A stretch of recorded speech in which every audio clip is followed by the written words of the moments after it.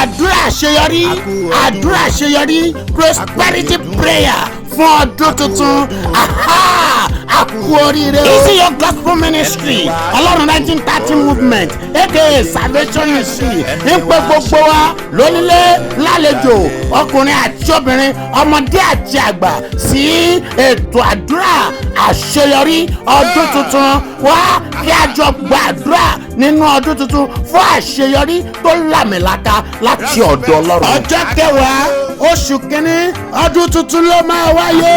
Aago 4 ìrọ̀lẹ́ lẹ́tọ́ máa bẹ̀rẹ̀. Ibi ìpàdé àdúrà ní Unity Estate phase 1 Kara Ìbàfò Ogun State. Wá kájọ gbàdúrà ọdún tuntun fún àṣeyọrí tó lámìlaka. Ìgò omi kan àti iyọ̀ lẹ́mí ní ká mú dání fún àdúrà àṣeyọrí ọdún tuntun. Àwọn ìránṣẹ́ Ọlọ́run tọ́lọ́run máa lò lọ́jọ́ yẹn pọ̀ bíbá. Ajínrere James Adeniyi tí gbogbo wa mọ̀ sí kíni kí n ṣe Ọlọ́run 1930 lólùgbàlejò ọjọ́ náà. Ló 08060727091. Ọdún ayabo fún wa o. Easy Your Gospel Ministry. Àkú ọdún.